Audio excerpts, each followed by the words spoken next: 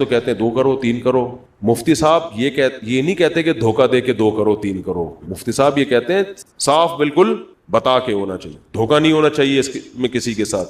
تو آدھا بیان ہمارا لے رہے ہیں, آدھا ہمارا. طبی لحاظ سے, شریعت کے لحاظ سے نکاح کی عمر 15 سال ہے. سمجھتے ہو؟ اس میں مرد اور عورت کیا ہو جاتے ہیں؟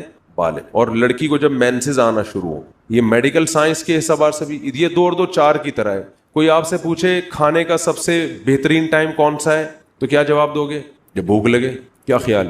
تو مرد جب مرد بن جائے, لڑکی جب لڑکی بن جائے. اس سے پہلے تو وہ بچے ہوتے ہیں, تو لڑکی میں بھی ڈیزائرز پیدا ہو جاتی ہیں جب اس کو مینسز شروع ہوتے ہیں. مرد بھی جب 15 سال کا ہوتا ہے تو بھرپور اس میں جذبات پیدا ہو چکے ہوتے ہیں. تو میڈیکل سائنس کہتی ہے اب ان دونوں کا ملاپ ان کی صحت کے لیے ضروری ہے. اور ہر مخلوق میں ایسا ہوتا ہے. بکرا 2 دانت کا ہوتا ہے, شوہر بن چکا ہوتا ہے. وہ جیسے ہی 2 دانت کا ہوا نا, شوہر بن چکا ہوتا ہے. بکری بھی بیوی بن چکی ہوتی ہے. گائے, بیل, بھیڑ, بکرے, دمبے, مرغے, سب کی ٹائم پہ شادیاں ہوتی ہیں. صرف انسان پر یہ کمبختی آئی ہوئی ہے کہ وہ جب بالغ ہوا تو اب شادی کے علاوہ دنیا کے تمام کام کرے گا. البتہ عمر تو یہ ہے, لیکن ضروری نہیں ہے کہ اس میں آپ کو رشتہ بھی ملے. وجہ اس کی یہ ہے کہ مرد کے کندھوں پہ اللہ نے نان نفقے کی ذمہ داریاں ڈالی ہیں, اور یہ آپ کے کندھوں پہ ڈالی ہیں. آپ کے ابا کے کندھوں پہ بھی آپ کی بیوی کو پالنا اللہ نے نہیں ڈالا. تو جب آپ کی جیب میں کچھ بھی نہیں ہوگا سوائے میری 4 شادیوں والی کتاب کے اور 4 شادیوں والے بیانات کے, تو کوئی آپ کو رشتہ نہیں دے گا, اور دینا بھی نہیں چاہیے. کیونکہ وہ کس بیس پہ دے گا؟ بولے گا تیرے پاس ہے کیا جو میری بیوی میری بچی کو کھلائے گا کہاں سے؟ گیس بجلی کا بل کہاں سے دے گا تو؟ تو ایسے موقع پر اگر آپ کے ابا اتنے لینڈ لارڈ ہیں, وہ کہیں میں کر رہا ہوں تو ٹھیک ہے, لیکن ان پر لازم نہیں ہے. اگر کر دیں تو بہت اچھی بات ہے, نہیں کرتے تو پھر آپ کو جاب تلاش کرنی پڑے گی. جب آپ جاب تلاش کریں گے تو جاب ملے گی نہیں جب تک آپ کچھ پڑھ لکھ کے کچھ بن نہیں جائیں گے, کچھ بزنس نہیں کر لیں گے. تو اس بیس پر آپ نکاح میں تاخیر کرتے ہیں کہ معاشی لحاظ سے آپ مضبوط نہیں ہوتے. شریعت تو کہہ رہی ہے کر لو, لیکن شریعت یہ بھی بتا رہی ہے رشتہ مل رہا ہے تو کر لو, نہیں مل رہا تو کیا کرو؟ صبر کرو. اور اس عمر میں اکثر رشتہ ملتا نہیں ہے, اور نہ ملنے کی بھی ایک ریزن ہوتی ہے. تو نہیں مل رہا تو ایک الگ بات ہے, سمجھتے ہو؟ وہ تو 40 سال میں بھی نہیں ملے گا پھر بھی نہیں کرو گے. وہ تو جب ملے گا نا تو ملتا نہیں ہے. لوگ میرا بیان سن کے جاتے ہیں 4 شادیوں پہ, آج سے میں کر رہا ہوں, کہ رشتہ ہی نہیں دے رہا کوئی. تو میں کہتا ہوں بھائی رشتہ ملنا ایک الگ ٹاپک ہے. آپ ابھی تو لوگ کوشش ہی نہیں کر رہے نا. کوشش کرو, مل گیا تو کر لو, نہیں ملا تو صبر کرو. جیسے بھوک لگ رہی ہے, آپ جاؤ گے ہوٹل کھانا کھانے کے لیے نا, تو ہوٹل والے سے کہو گے بھائی 1 پلیٹ نہاری 1 پلیٹ بریانی, وہ کہے گا بھائی 100 روپے کی, یہ پیسے ہیں؟ وہ کہہ رہے نہیں پیسے کے, پتلی گلی سے نکل. آپ کہو گے مفتی صاحب سے میں نے سنا ہے کہ کھانا کھانے کا بہترین ٹائم وہ ہے جب بھوک لگ رہی ہو. وہ کہے گا پھر مفتی صاحب ہی سے جا کے کھا لے کھانا, وہی تیرے کو نہاری کھلا دیں گے.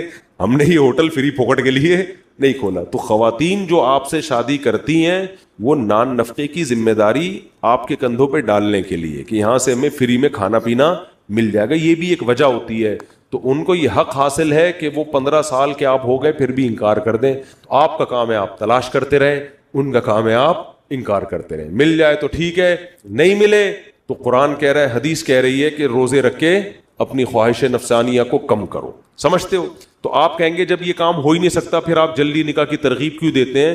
بہت سو کا ہو سک رہا ہوتا ہے پھر بھی نہیں کر رہے ہوتے. وہ کہتے ہیں کوئی شادی کی عمر تھوڑی ہے, بہت سو کو مل رہا ہوتا ہے پھر بھی نہیں کر رہے ہوتے. تو ان بے وقوفوں کو بتایا جا رہا ہے کہ یار اگر تمہیں مل رہا ہے یا تمہارے ابا کر رہے ہیں اپنے خرچے پہ, تو پھر کیوں انکار کر رہے ہو؟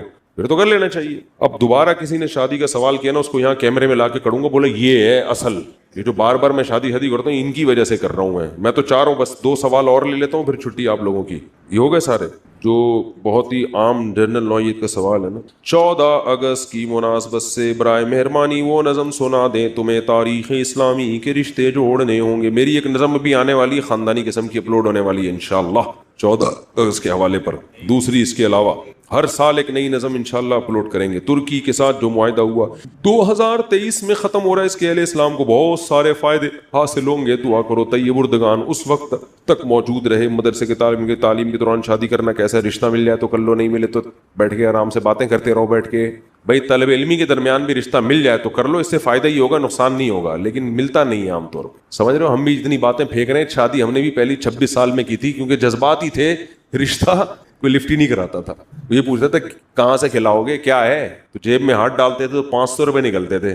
پھر ہم کہتے یار اس میں اپنا پان گٹکا کر لو یا بیگم کا کر لو. تو ایسا ہوتا نہیں ہے. اور اگر کوئی خاتون ایسی مل جائے آپ کو, وہ کہے ٹھیک ہے 250 میں گزارا کروں گی, 250 خود کھاؤ, 250 مجھے کھلاؤ, میں گزارا کر لوں گی, تو میں فوراً کر لیتا. لیکن اس طرح کی خواتین مارکیٹ میں شارٹ ہے. اچھا بھائی, مفتی صاحب میرے بھائی کا رشتہ ہے مگر ان کی فیملی بہاری ہے, والدہ ہماری فیملی کی وجہ سے صرف منع کر رہی ہیں. او بھائی, بہاری بڑے خاندانی لوگ ہوتے ہیں, بڑے اچھی ان کا فیملی سسٹم بڑا مضبوط ہوتا ہے, اچھا رشتہ مل رہا ہے, بس باتوں میں سنا ہے تیز ہوتے ہیں, باتوں میں کیا ہوتے ہیں, بڑے تیز ہوتے ہیں. اب یہ نہیں ہو سکتا یہ تیز نہ ہو بات, اور اگر ہیں بھی تو ساری خوبیاں سب میں تھوڑی ہوتی ہیں بھائی. تو بہاری رشتہ مل رہا ہے, فوراً سے پہلے کرو, فوراً سے پہلے. بچے بڑے باتونی پیدا ہوں گے. فصیح و بلیغ. اماں سے بولو قوم خاندان کی شرط ہٹا دیں, بس اچھی لڑکی کو تلاش کریں, کسی بھی قوم میں مل جائے. خام خواہ میں قوموں کو مسلط کرو گے تو سوائے ذلت اور خواری کے کچھ بھی حاصل نہیں ہوگا. تو یہ فرق ختم کر کے کوشش تو کریں اپنے رشتہ داروں میں, کزنوں میں, نہیں تو جہاں مل رہا ہے وہاں کر دیں بھائی. میرے بہت سے دوست بہاری ہیں, مجھے تو بڑے اچھے لگے ہیں ماشاءاللہ. بڑے ایجوکیشن کا ریشو بہاریوں میں بہت زیادہ ہے, ذہین بہت ہوتے ہیں. تو باقی یہ کہ سب خوبیاں سب قوم میں نہیں ہوتی. میں یہ کیا لکھا, جنید, میں اولاد میں پڑھنا مجھے سب یاد نہیں ہوتا, میں شادی شدہ ہوں, گھر کا ذمہ دار بھی ہوں, عالم بننے کا شوق, میں کیا کروں, مدرسہ چھوڑ دوں یا اسے بھی. پہلے بھائی بیوی بچوں کے حقوق ادا کریں, اس کے دوران سائڈ میں علم دین بھی حاصل کرتے رہیں. دین کا علم ایسے حاصل کرنا کہ بیوی بچوں کا حق ہی ضائع ہو جائے, یہ تو پھر جائز نہیں ہے نا. کیا آپ صلی اللہ علیہ وسلم کے لیے نفلی قربانی کرنا بدعت ہے؟ جائز ہے بھائی, کیوں بدعت ہو؟ کیا صحابہ سے اس کے متعلق کوئی عمل ثابت ہے؟ یہ صرف بر صغیر میں کیوں ہوتی ہے؟ کون سی حدیث میں آئے کہ جو عمل صرف بر صغیر میں وہ بدعت ہوگا؟ یہ کوئی حدیث ہے اس بارے میں؟ تو قرآن و حدیث میں جو بھی دلائل ملتے ہیں. یہ سال ثواب پر میں نے ایک پورا بیان ریکارڈ کروایا ہے, وہ میں طلبہ کو حدیث پڑھا رہا ہوں نا آج کل, اس پہ یا کسی اور وقت میں دوبارہ ریکارڈ کروا دوں گا, ورنہ بھی بات بہت لمبی ہو جائے گی. آج کل لڑکیوں کے ہاتھ میں اسمارٹ فون آ گیا ہے, کالجوں میں, یونیورسٹیوں میں لڑکیاں ٹچ موبائل کی عادی ہو گئی ہیں. مجھ سے پوچھ کے نہیں ہوئی بھائی. دوسری بات یہ کہ ان جدید چیزوں سے روکنا اب ممکن نہیں. اگر آپ یہ کہو کہ میں یوں کہوں کہ لڑکیوں کو موبائل لے کے نہ دیں, تو یہ ایک ایسی بات ہوگی جو عملاً ممکن نہیں ہے, کیونکہ اس کے اتنے فائدے, اتنی آسانیاں ہیں کہ اب ان کے سائیڈ ایفیکٹ ہی سے بچنے کی کوشش کی جائے گی. ان چیزوں پہ پابندیاں لگانا عملاً ممکن ہی نہیں ہے. جو چیز ممکن نہیں ہے اس پہ بات کر کے اپنا ٹائم ویسٹ کرنے کا کوئی فائدہ ہے؟ ہو سکتا ہے لاکھوں میں کوئی 2-4 اس پابندی پر عمل کر لیں, جو پاسبل ہی نہیں ہے. بہت سے علماء نے, بہت سے تو نہیں کہہ سکتے, بعض علماء نے ٹچ موبائل کے خلاف بیانات کیے, پھر خود ٹچ موبائل لے کے گھوم رہے ہیں. وہ ان کا خیال یہ تھا کہ ہم پابندیوں پہ عمل کر لیں گے, لیکن جب وہ ماحول میں گئے ان کو خود اندازہ ہو گیا بھائی ایسی پابندی ہے جو عملاً ممکن نہیں ہے. تو اب یہ ایسی چیز نہیں ہے جس پہ آپ یہ کہو کہ یہ نہ, سب کے پاس موبائل ہے, سب کے پاس ٹچ موبائل ہے, سب کے پاس اپنا لیپ ٹاپ ہے. اب ان چیزوں کے سائیڈ ایفیکٹ سے بچنے کی تو کوشش کی جائے گی. ان چیزوں, جن ماں باپ نے گھر میں بچوں پر کمپیوٹر پہ پابندی لگائی ہے نا, وہ بچے پھر پڑوسیوں کے ہاں جا کے پوری فلمیں دیکھ رہے ہیں جا کے. ٹھیک ہے, جنہوں نے انٹرنیٹ بند کر دیا کہ ہم رکھیں گے ہی نہیں کسی قیمت میں, ان کے بچے پھر سینما گھروں میں جا کے فلمیں دیکھ رہے ہیں. تو اتنی زیادہ پابندیاں لگانے سے بغاوت کے علاوہ کچھ بھی حاصل نہیں ہوگا. تو بہتر یہ ہے کہ اپنی نگرانی میں کچھ حدود اور قیود کے ساتھ ان کو اجازت دے دی جائے. سمجھ رہے ہو؟ کچھ حدود کے ساتھ. مثال کے طور پر گھر میں آپ نے کمپیوٹر رکھ لیا, بس یہ قانون بنا دیا کہ بھائی کنڈی لگا کے دیکھنے کی اجازت نہیں ہے, بند کمرے میں کسی کو نہیں دیکھنا, جو ہے بھائی دروازہ کھلا ہوگا. آپ کے بچے کے پاس موبائل ہے, بیٹا چھپ چھپا کے فون کرنے کی اجازت نہیں ہے کہ مجھے دیکھتے ہی ایک دم سائڈ پہ چلے گا. بعض عورتیں کہتی ہیں ہمارا میاں جو ہے نا ٹچ موبائل میں لگا ہوتا ہے, جیسے ہی میں آتی ہوں یوں ایک دم نا یوں گھما کے یوں کر ایسے گھننے بن جاتے ہیں. اسی سے عورتوں کو شک ہوتا ہے بھائی دال میں کچھ کالا کالا. تو یہ سب چیزیں پھر بدگمانی کا ذریعہ بنتی ہیں. لیکن اب یہ عملاً ممکن نہیں ہے یہ کسی کو روکنا. وہ اس کو سمجھایا ہو جائے کہ انسان کے بچے بن کے رہو بس. کیا نامحرم کے ہاتھ کا کھانا کھا سکتے ہیں؟ کھا سکتے ہیں اگر فتنے کا اندیشہ نہ ہو. تو یہ جو آپ ہوٹلوں میں کھاتے ہو جا کے, ایئر ہوسٹس جہازوں میں کھلا رہی ہے آپ کو, اپنے ہاتھ سے مبارک ہاتھوں سے کھلا رہی ہوتی ہے, یعنی کم از کم لا کے تو وہی رکھتی ہے نا. مفتی صاحب کھانا کھا کے زیادہ تعریفیں نہ کریں. نامحرم کا کھانا کھا کے بہت زیادہ تعریفیں نہ, اتنی کریں جتنی اپنی بیگم کی تعریفیں کرتے ہیں, وہ بڑے اعتدال سے ہوتی ہیں. وہ ایک آدمی کی بیوی اس کا سر دبا رہی تھی اور کہہ رہی تھی کہ آپ بتاؤ کبھی آپ کا سر کوئی دباتا تھا شادی سے پہلے؟ اس نے کہا درد ہی نہیں ہوتا تھا شادی سے پہلے. مفتی صاحب میری منگنی ہو گئی ہے جس میں لڑکی والوں کے گھر جاتا ہوں تو لڑکی پردے کی آڑ میں مجھے دیکھتی رہتی ہے, اسے سمجھائیں کہ ایسا نہ کریں. پردے کی آڑ میں دیکھ رہی ہے نا, آج شکر کرو اتنی نیک ہے. اچھا بھائی وہ اپنے ہونے والے میاں کو دیکھ رہی ہے کہ یار یہ چینج تو نہیں ہوا, وہی ڈیزائن ہے, مسئلہ تو نہیں ہوا. مفتی صاحب علماء کہتے ہیں کہ آپ جا کیوں رہے ہو, اگر اتنا تقویٰ آپ کے اندر ہے, اتنا زیادہ اتنے نیک ہو تو پھر جا کیوں رہے ہو, اتنا نیک بنو جتنا افورڈ کر. یہ آج کل ہوتا ہے, لڑکیاں ظاہر ہے وہ اپنے ہونے والے کو دیکھ رہی ہوتی ہے نا, ان کو تو میں یہی کہہ رہا ہوں نہ دیکھیں, بس دیکھ لیا ایک دفعہ کافی ہے. وہی ابھی چینج انشاءاللہ, ابھی حالات اتنے چینج نہیں ہوئے کہ بندہ پورا چینج ہو جائے. مفتی صاحب علماء کہتے ہیں کہ پردے اور نماز ہی لڑکی سے شادی کرنی چاہیے. سوال یہ کہ اگر پردے دار لڑکی میں اور برائی ہو, مثلا وہ گانے سنتی ہو, ڈرامے دیکھتی ہو, تو وہ دیندار تو نہ ہوئی. او بھائی پردہ زیادہ بڑا مسئلہ ہے گانے سننے اور ڈرامے دیکھنے سے. اگر کوئی ڈرامے نہیں دیکھتی, فلمیں بھی نہیں دیکھتی, گانے بھی نہیں سنتی, لیکن پردہ نہیں کرتی, یہ زیادہ خطرناک ہے. سمجھ رہے ہو, گانے اور فلموں کا علاج آسان ہے, بے پردگی کا علاج, کیونکہ بے پردگی سے حیا ختم ہوتی ہے, وہ دوبارہ انسٹال کرنا کافی مشکل کام ہے. ونڈو ہی اڑ گئی نا حیا کی, وہ ونڈو دوبارہ ڈاؤن لوڈ کر کے اس میں انسٹال کرنا بہت مشکل ہے. ہو جاتا ہے لیکن مشکل کام ہے. گانے سننے اور فلموں کا علاج آسان ہے, یہ تو نوجوانوں پہ ایک وقت تک خمار چڑھتا ہے, اس کے بعد خاص طور پہ لڑکیوں کے جب بچے ہو جاتے ہیں ان کو ویسے بھی اتنی دلچسپی نہیں رہتی. میں یہ نہیں کہہ رہا لڑکیوں کو دیکھنے دیں, گانے بھی سننے دیں اور ڈرامے بھی دیکھنے دیں, لیکن یہ وقت کے ساتھ ساتھ چیزیں کافی حد تک کنٹرول آٹومیٹیکلی ہو جاتی ہیں. لیکن بے پردگی جو ہے نا, اس کا یہ حیا ختم کر دیتی ہے, اس میں مشکل ہے. ڈراموں کے بھی بہت سائڈ افیکٹ ہیں, ڈرامے تو بہت ہی خطرناک, آج کل تو فلموں سے زیادہ خطرناک ڈرامے ہیں. تو بیگم کو خود ہی گانا سنا دیا کریں, اس کو بولو کہ خود سے گانے نہ سنو, خود جو گانے آپ نے بھی تو کچھ سنے تو ہوں گے ہی نا بھائی. جو W11 میں بیٹھا ہے نا اسے گانے آتے ہیں بس, چاہے وہ کتنا ہی نیک ہو, کیونکہ ہم تو بہت سفر کرتے تھے W11 میں, جب آؤ اپنے کھوپڑی پہ گانے لگا دیتے تھے, نہ چاہتے ہوئے بھی آدمی کو کچھ نہ کچھ تو دماغ میں بیٹھ ہی جاتا ہے. تو جو آپ نے W11 میں گانے سنے, جو آپ بسوں میں گانے سنے آپ نے, وہ والے گانے خود سے بیگم کو سنا دیا کرو, بولو اب ادھر سننے کی ضرورت نہیں, تو انشاءاللہ نہیں سنے گی وہ. مفتی صاحب میں جلد نکاح کرنا چاہتا ہوں, لیکن لڑکی والے 2 سال کا ٹائم لے رہے ہیں, اس کے بعد کچھ بھی نہیں مانگ رہا, میں تو بس یہی بیچارہ میں بس یہی رو رہا ہے میرے سامنے, میں اتنا نیک ہوں, میں وہ ٹائم مانگ رہے. پولیس کو بتاؤ جا کے یار, ہر آدمی اپنا ہر دکھڑا میرے سامنے لے کر آ رہا ہے. کچھ دن پہلے ایک صاحب آئے, بیٹھے ہوئے ہیں نا, مجھے کہنے لگے, میں نچڑ گیا بالکل نا, ان کا اس طرح کا اسٹائل, الفاظ تو یہ نہیں تھے, یعنی مجھے میری بیگم نے, میں دبئی میں جاب کی, کھلایا, میں نے اس کو پلایا, اس کو خرچ کیا اس کے اوپر, اب میں ریٹائر ہو گیا ہوں, تو میری بیگم صبح و شام مجھے تانے دیتی ہے, ہر وقت کی ٹینشن میں ہوں میں, اور تانے دیتی ہے کماتے, حالانکہ میرا بیٹا کما کے اس کو کھلا رہا ہے, بس اب بیٹے نے ذمہ داری لے لی تو مجھے کیوں تانے دے رہی ہے, میں بہت ٹینشن میں ہوں. تو میں نے کہا ایکسکیوز می, میں آپ کی کیا مدد کر سکتا ہوں اس سلسلے میں. تو کہہ رہے نہیں کچھ تو بولیں, کچھ تو بتائیں, میں کیا کروں. میں نے کہا بھائی اب صبر کرو, اور کیا گھر سے باہر تھوڑی جاؤ گے. جب بہت زیادہ انہوں نے کہا کچھ تو بتائیں, میں نے کہا روڈ پہ آ جاؤ, گھر میں جاؤ ہی نہیں. کہاں سو, میں نے کہا فٹ پاتھ پہ بستر بچھاؤ سو, یہ بھی سمجھ میں نہیں آیا. میں نے کہا ایک اور شادی کر لو. کیا کر لو؟ جیسے ہی شادی ہوگی نا, جیسے میں نے یہ کہا تو ہنسنے لگے, کہہ رہے ایکچولی میں آپ کے پاس صرف اسی لیے آیا ہوں, تھوڑی ٹینشن میری کیا ہو جائے, ایسی باتیں سن کے ختم ہو جائے. میں تو مذاق کر رہا تھا, اس عمر میں بےچارے کہاں کریں گے دوسری شادی, دے گا کون, اور جو شادی کی ٹینشن ہوگی اس میں تو بالکل ہی ہے.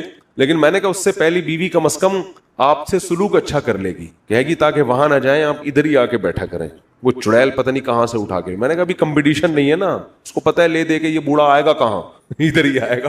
میں اس کو گالیاں دوں, اس کو برا بلا کروں, اس کی ذہنی ٹارچر کروں, جانا کہاں ہے, آئے گا تو کب تک چھپو گے پیڑوں کی آڑ میں, کبھی تو ملو گے لنڈا بازار میں. ہر آدمی جاتا ہے لنڈا بازار, بھائی آنا تو یہی ہے اس نے. تو جیسے ہی میں نے یہ بات کی نا, میں نے کہا فٹ پاتھ پہ بستر لگا لیا کریں, اور جو ہے نا یوں کہ, تو ایک دم ہنسنے لگا, کہہ رہے اصل میں ایکچولی میں آیا صرف اس لیے تھا کہ آپ کے پاس بیٹھ کے میری ٹینشن تھوڑی دور ہو جائے, اور وہ الحمدللہ دور ہو گئی. میں نے کہا دیکھو جس کا جو بھی دکھڑا ہے وہ ادھر آ رہا ہے, تو اگر میں ہر آدمی کے دکھڑے سنوں گا میرے بھائی, تو میرے دکھڑے کون سنے گا پھر. ہر آدمی کے دکھڑے میں سنوں گا تو, کیونکہ مجھے اب تکلیف ہونا شروع ہو گئی ہے, کبھی ایک آ رہا ہے, پھر دوسرا آ رہا ہے, پھر اب تو جو بندہ ملتا ہے میں خود کہتا ہوں کوئی مسئلہ تو نہیں ہے, کہتے ہاں, میں نے کہا فوراً تھانے چلے جاؤ, یہاں سر سید تھانہ ہے. وہ حیران ہوتا ہے مفتی صاحب کو ہو گیا ہے. تو بھائی اگر اس طرح سنتے رہیں گے, یہ نفسیاتی ڈاکٹر آپ کو پتا ہے نفسیاتی مریضوں کا علاج کرتے کرتے خود پاگل ہو جاتے ہیں, یہ حقیقت ہے, یہ خود ان کو کاؤنسلنگ کی ضرورت ہوتی ہے. ایسا نہ ہو میں خود ڈپریشن دور کرنے کے لیے کسی کا بیان سن رہا ہوں بیٹھ کے, خود کسی ڈاکٹر کو دکھا رہا ہوں بھائی میں پاگل ہو گیا ہوں. تو اس لیے کوئی خاص بات ہو تو آیا کریں, بلا وجہ پولیسی سے مسئلے حل کروائیں اپنے. ایک آدمی نے مجھے فون کیا, میں نے اسپیکر آن کیا ہوا تھا, میرے بھائی بھی بیٹھے ہوئے تھے. مفتی صاحب ایسے جذبات میں, میری بیوی بھاگ گئی ہے, ایک دم جذبات میں نا وہ. میں نے کہا فوراً پولیس کو بتائیں. وہ میرے بھائی بھی بیٹھے ہوئے تھے اور بھی ایک دم سارے کہکا لگا کے ہنس رہے, کہ یار کیا اسپیڈ سے جواب دیا ہے. میں تو سیریسلی اس کو جواب دیا, میں نے کہا فوراً کہاں رپورٹ کرائیں, تھانے میں رپورٹ کر. تو ایک دم ہکا بکا ہو گیا, بھائی کیا مطلب تھانے میں رپورٹ کراؤں. میں نے کہا یار تو میں کیا کروں, پکڑ کے لے آؤ جا کے اس کو. اچھا بھائی مفتی صاحب بینک سے لون لے کر گاڑی لے سکتے ہیں, سودی بینک سے جائز نہیں ہے, اسلامی بینک سے جائز ہے. مفتی صاحب مزاروں پہ بہت شرک ہو رہا ہے, مزاروں کے خلاف بیان کرے, بہت دفعہ بیان کیا ہے. یہ حکومت کی ذمہ داری ہے تمام مزاروں کو گرا کے لیول کر دے, برابر کر دے. جیسے نبی نے حضرت علی کو بھیجا مدینہ میں کہ جتنی بھی قبریں ہیں برابر گرا کے ایک بالش کر دو, ساری پکی قبروں کو کچا کر دو. تو جب یہ کام ہوگا تو خود ہی مزار پرستی ختم ہو جائے گی. مفتی صاحب عورت کو حق مہر کب دینا ہوتا ہے, کیا یہ دینا ضروری ہے؟ جب رخصتی ہو جائے تو اس کے بعد آپ پر مہر واجب ہو جاتا ہے, لیکن بیوی اگر نہ مانگے تو اس کی مرضی ہے, اس کا حق ہے, لے نہ لے اس کی مرضی. اکثر غیرت مند لوگ اس سے پہلی رات کو معاف کرا لیتے ہیں. ان کو پتہ ہے ابھی بڑی شرما شرمی میں بیٹھی ہوئی ہے, ابھی تو بڑی مسکرا کے بات کر رہی ہے, بھی جو معاف کروانے کروا لو. بعد میں یہ ایسا کانفیڈنس پیدا ہونے والا ہے اس کے اندر کہ جو چیزیں مجھ پہ واجب نہیں بھی ہیں وہ بھی اپنے لیے لکھوائے گی. ٹھیک ہے نا. تو اس لیے جتنے بھی غیرت مند لوگ ہیں, محب وطن ہیں, وہ پہلی رات کو ہی کوشش کرتے ہیں کہ مہر کو معاف کروا لیے. اللہ تعالیٰ مختصر سی قدرت, اللہ کی مختصر قدرت اور کبریائی بیان کریں. پھر بیان میں انشاءاللہ والدہ کی وراثت میں بچوں میں کس طرح تقسیم ہوگی, جبکہ اولاد میں لڑکا لڑکی بالکل اسی طرح جیسے شوہر کی ہوتی ہے, لڑکے کو دگنا لڑکی کو آدھا.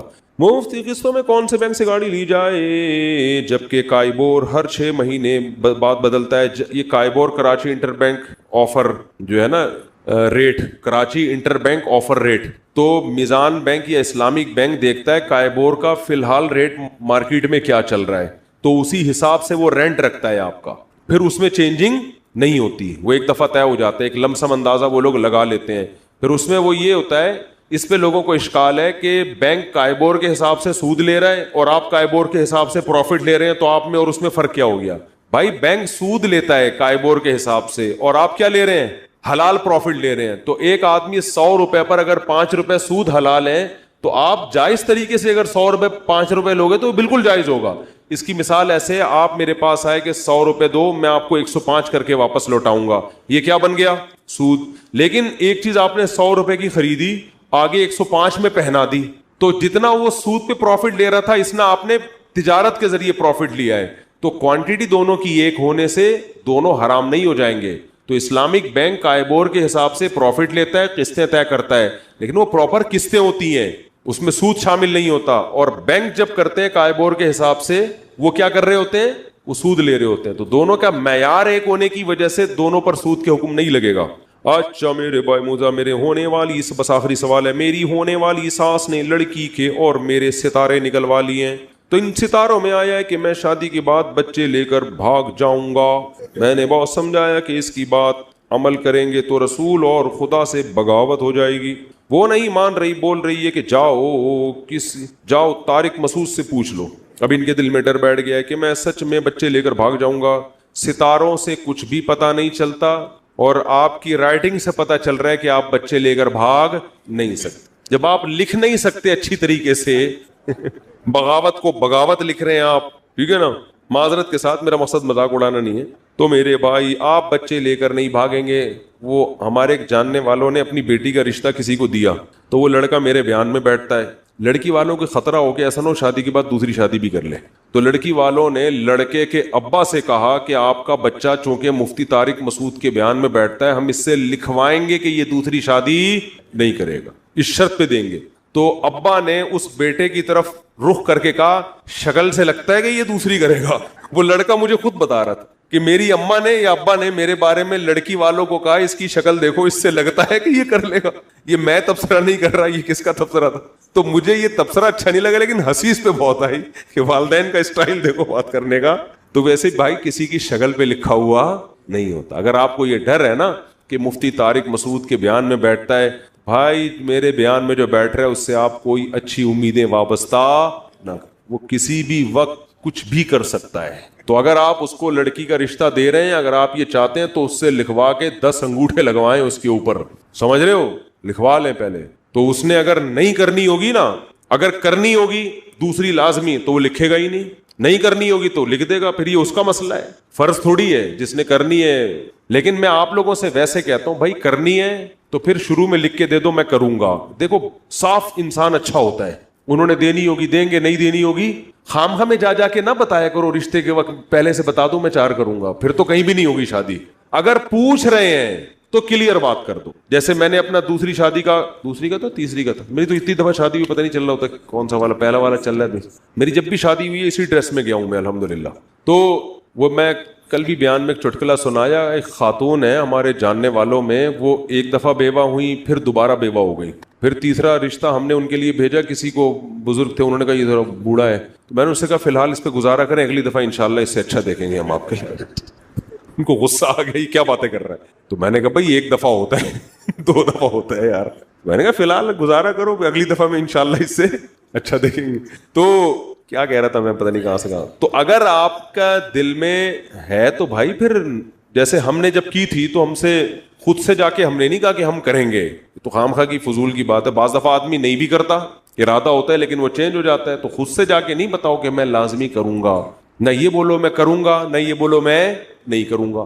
تو اگر وہ پوچھ رہے ہیں تو پھر جھوٹ مت بولو. بعض دفعہ دھوکہ دیتے ہیں نا, اگر وہ پوچھ رہے ہیں کہ ارادہ ہے یا نہیں ہے تو پھر جھوٹ مت بولو.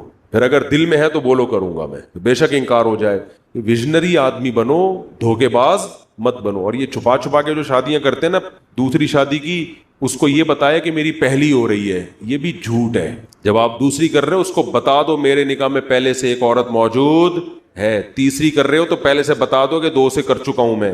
یہ جھوٹ معاشرے میں بہت ہول سیل کے حساب سے ہو رہے ہیں. ابھی خاتون بیچاری اتنی زندگی برباد ہوئی, اس سے ایک آدمی نے دوسری شادی کی ہے اور میرے بیانات کا حوالہ دے رہا ہے. وہ سمجھ رہی ہے کہ پہلی کر رہا ہے, پہلی کی اس سے, یعنی اس کو دھوکہ دے کے, حالانکہ پہلے سے بیوی بھی تھی اور بچے بھی. اس سے شادی کر لی, 1 سال کے بعد اس کو بتایا کہ میری پہلی بیوی موجود ہے. ان کے گھر میں ہنگامہ ہوا, ہونا چاہیے ہنگامہ کہ بھئی آپ نے دھوکہ دیا. تو پھر دلائل یہ دے رہے ہوتے ہیں, مفتی صاحب تو کہتے ہیں 2 کرو 3 کرو. مفتی صاحب یہ نہیں کہتے کہ دھوکہ دے کے 2 کرو 3 کرو. مفتی صاحب یہ کہتے ہیں صاف بالکل بتا کے ہونا چاہیے, دھوکہ نہیں ہونا چاہیے اس میں کسی کے ساتھ. تو آدھا بیان ہمارا لے رہے ہیں, آدھا ہمارا